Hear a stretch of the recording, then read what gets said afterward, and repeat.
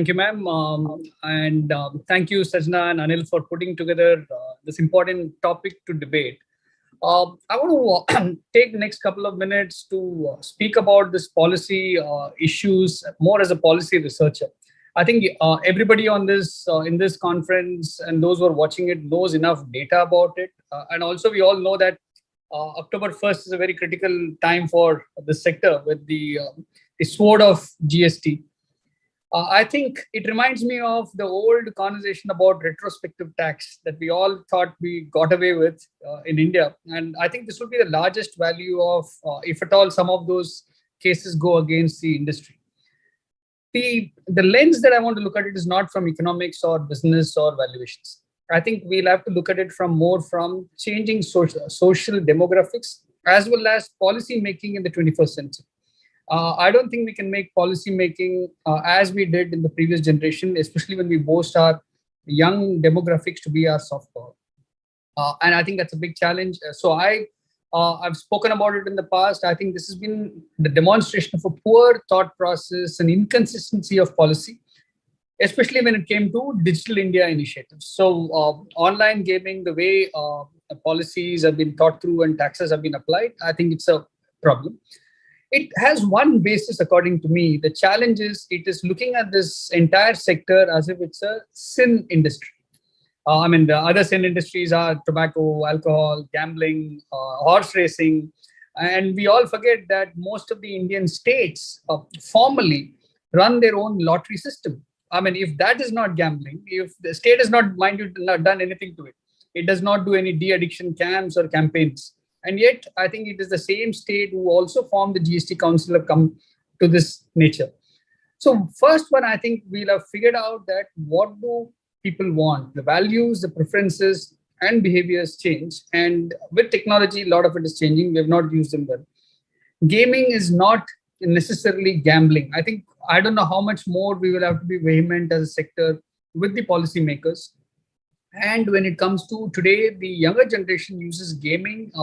Gaming almost is used as a negative term. You game the system, you game the process. So I think somewhere we will have to tell people, especially our policymakers, that game is not a negative connotation. Today, gamification of a lot of issues in life are far better for literacy campaigns. We are seeing it with financial literacy. If you gamify some of the campaigns, it is received well by the audience. And I think somewhere we're also seeing that same thing that has happened for Digital India movement. Gamification techniques have helped. So how do we bring this construct of gaming and how do we bring this differentiation between gaming and gambling? I think it's a very, very thin line. Can we talk about problem solving aspect, skill acquisition aspects that we are doing? Can we talk about how can the online gaming industry help a progressive India for the future? I think that's a conversation that I'm missing, seeing the frenzy of the gaming industry founders. I think more importantly, the other aspect I think we need to debate, and I'm looking forward to hearing that today, is responsible gaming. I think one of the fears of policymakers is, will it induce irresponsible behavior or unintended social consequences? I think we'll have to speak somewhere about responsible behavior that gaming sector can address. And more importantly, I think I'll be very, very keenly watching that. One of the aspects, if you look at not just India, a lot of other countries where gambling, horse racing has been very, very prevalent and where betting is legalized, higher tax limits are no deterrents for any addictive behavior. By that logic, then every government, including Government of India, would not be reaping the benefit of higher taxes every year on tobacco and alcohol. So I think somewhere we'll have to figure out how do we draw that line. And the other question is, the government going to use some of those increased revenues to actually channelize for public health and safety? That will be the larger question of the context. So the industry has to look at, can you put your own self-imposed cess, so to speak, and say the industry through the SRO could create its own pool of funding for running public safety campaigns. And I think that addresses a lot of debate that the governments and the policymakers would do, saying that online gaming is addictive, it creates social nuisance, address it through the other channels. A classic case, if you go to Las Vegas for gambling, you'll find actually call centers to fund de-addiction campaigns and sectors there. Why not use that? So I think the larger debate is, what does online gaming tell me?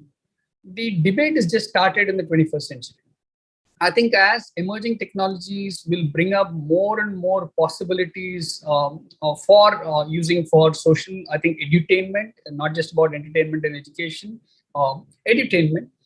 How are we going to use the lens of morality? I think I will argue that it is very difficult, if I were a politician, whether belonging to the central or the state, to actually oppose gaming today. It's a run up to an election year. So I cannot take a public stand that gaming is okay. So I think we are unnecessarily bringing morality conversations to policy making when nobody can accuse of us. So which is why industry has to speak about fairness, privacy issues. How do you ensure that de-addiction problems can be sorted? Otherwise, we will never be able to budge, turn the needle from morality. I think it's an unnecessary confusion of morality and gaming, and very difficult argument to make because everybody would say, oh, everything is needed. And the same lens, if you apply to the sin sectors, and that's my worry, can we somehow make an argument that gaming is not a sin sector? With that, I leave it back to all of you for discussions. Thank you, and wish all of you a productive day and discussions today.